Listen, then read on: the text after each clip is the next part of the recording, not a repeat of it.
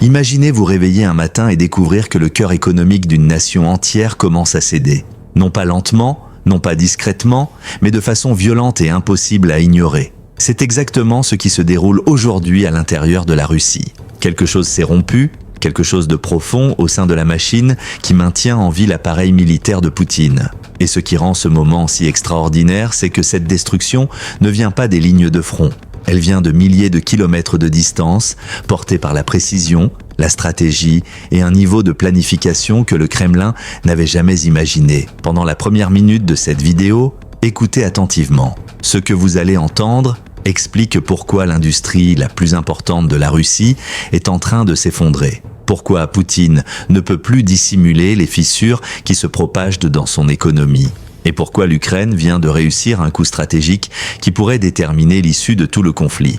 Car lorsqu'un pays perd la capacité de financer sa guerre, d'alimenter son armée, de ravitailler ses soldats, son pouvoir s'effondre de l'intérieur. Et ce processus s'accélère désormais en Russie à une vitesse qui a stupéfié les analystes du monde entier. La direction ukrainienne comprend parfaitement une vérité fondamentale de la guerre. Le moyen le plus sûr d'affaiblir un adversaire ne se trouve pas uniquement sur le champ de bataille, mais dans l'asphyxie des ressources qui permettent à ce champ de bataille de fonctionner. Et pour la Russie, cette ressource vitale, c'est le pétrole. Le brut exporté, les carburants raffinés et les revenus colossaux qui alimentent le budget de l'État à chaque départ de pétrolier. L'Ukraine démantèle désormais cette ligne de vie pièce par pièce.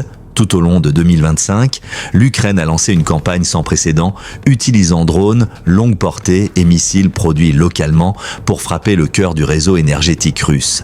Raffineries, dépôts de carburant, ports majeurs, tous sont devenus des cibles prioritaires dans une stratégie visant à étouffer la source même qui finance la guerre russe. Et les résultats sont tout simplement catastrophiques, ça pour Moscou. Une analyse d'Euromédan Presse révèle des chiffres stupéfiants. Plus de 180 frappes réussies contre des raffineries et infrastructures pétrolières russes pour la seule année 2025. La capacité de raffinage russe a chuté de 25%, et l'un de ses plus grands géants d'État, Rosneft, a vu ses bénéfices s'effondrer de 70%. Ces chiffres ne sont pas de simples déclins, ce sont les signes clairs d'un système énergétique qui ploie. Mais l'histoire va encore plus loin. Les frappes ukrainiennes de 2024 étaient efficaces mais dispersées. La Russie pouvait encore colmater les brèches. En 2025, tout a changé. Au lieu de frappes isolées, l'Ukraine a commencé à lancer de véritables vagues d'attaques, ciblant à répétition les mêmes raffineries juste après la fin des réparations. Des installations autrefois symboles de la puissance industrielle russe sont désormais des passifs en flammes.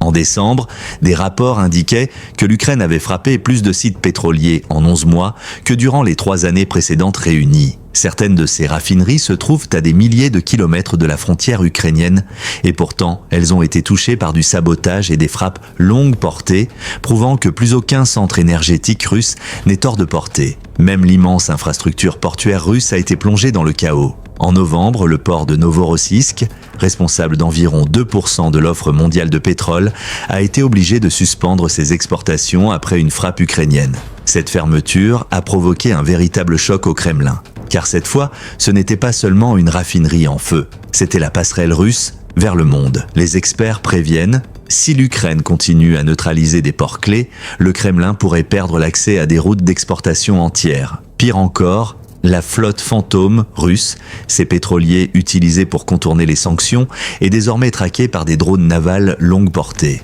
Pour chaque drone ukrainien peu coûteux qui frappe, la Russie perd des millions en navires et en cargaisons. Sur le plan intérieur, la pression est encore plus forte. Les pénuries de carburant, les restrictions sur la vente d'essence et les longues files aux stations-service sont devenues réalité dans plusieurs régions. La Crimée et Sébastopol en particulier font face à des crises de ravitaillement sévères avec des stations vides et des habitants incapables de se procurer du carburant. Ces pénuries sapent l'un des piliers de la propagande de Poutine, l'idée que la vie quotidienne reste stable. Pendant ce temps, l'économie russe se contracte. Les revenus du pétrole et du gaz, le sang du budget de l'État, ont chuté de 34% sur un an. Et les analystes budgétaires affirment que le Kremlin est désormais confronté à un dilemme inévitable, réduire les dépenses militaires ou réduire le soutien à la population. Deux options politiquement explosives. En coulisses, les analystes de PISREP estiment que les chiffres officiels russes ne reflètent peut-être même pas l'ampleur réelle des dégâts.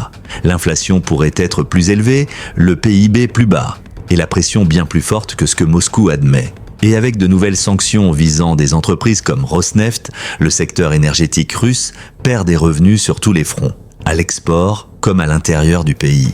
La stratégie ukrainienne est simple, chaque raffinerie mise hors service, chaque port paralysé, chaque pétrolier neutralisé, chaque dépôt détruit. Tout cela vide le budget de guerre de Poutine et affaiblit le système qui soutient son autorité. Les conséquences sont déjà visibles. Des rapports évoquent une montée du mécontentement dans les forces armées russes, une discipline qui s'effondre et des commandants sous pression face à leurs propres troupes. Si ces tendances continuent, la stabilité interne de l'appareil militaire russe pourrait commencer à se fissurer. Et c'est exactement ce que l'Ukraine cherche à provoquer, une érosion lente, méthodique, systématique des structures financières et militaires qui maintiennent Poutine au pouvoir. Les fissures s'élargissent. La pression monte. Et pour la première fois depuis des années, des analystes se demandent ouvertement combien de temps le président russe pourra encore supporter les conséquences d'une guerre qui vide son pays de sa force. Et alors que la pression économique s'intensifie, un autre élément est en train de transformer discrètement le terrain. L'incapacité croissante de la Russie à entretenir son propre équipement militaire. Avec des raffineries à l'arrêt et des stocks de carburant en chute libre, des brigades entières subissent désormais des retards dans la réception du diesel, du kérosène et des lubrifiants essentiels pour les chars, blindés, pièces d'artillerie et hélicoptères. Même les systèmes les plus avancés deviennent inutiles lorsqu'ils ne peuvent plus bouger, tirer ou être réparés. Des officiers logistiques russes, s'exprimant anonymement dans des enregistrements divulgués, ont admis que les routes d'approvisionnement étaient sous tension constante et que l'armée était contrainte de réutiliser un carburant de mauvaise qualité, endommageant les moteurs et réduisant leur durée de vie. Ce n'est pas une simple gêne. C'est une catastrophe lente qui ronge la capacité militaire russe de l'intérieur. Si cette dynamique se poursuit, si l'Ukraine maintient ce rythme d'attaque, les analystes préviennent que la Russie pourrait faire face à un effondrement structurel bien plus grave que des pertes à court terme. Les fondations du pouvoir de Poutine s'affaiblissent de brique après brique et tôt ou tard, quelque chose de critique finira par céder. Et pendant que cette pression grandit, un autre phénomène inquiétant se développe au sein même de la société russe. Les régions éloignées, longtemps négligées par Moscou, commencent à montrer des signes de rupture sociale et administrative. Des gouverneurs locaux alertent discrètement sur l'incapacité croissante à maintenir les services essentiels.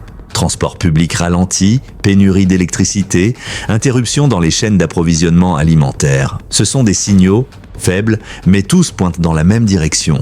La machine étatique russe commence à grincer, comme si un engrenage vital s'était enrayé. Les économistes indépendants notent également une montée spectaculaire de la fuite des capitaux. Des milliers d'entrepreneurs, investisseurs et cadres spécialisés transfèrent leur argent et parfois leur famille hors de Russie, anticipant un effondrement économique prolongé. Cette hémorragie financière prive Moscou de ressources indispensables au financement de la guerre, tout en affaiblissant davantage les secteurs innovants, déjà incapables de remplacer les technologies perdues à cause des sanctions. L'ensemble de ces éléments, effondrement énergétique, paralysie militaire, instabilité sociale et divisions internes, forment une tempête parfaite qui menace de frapper la Russie bien plus durement que n'importe quel revers militaire direct. Ce qui se joue aujourd'hui, ce n'est pas seulement la capacité de Moscou à poursuivre la guerre, mais peut-être la survie même de son modèle économique et politique.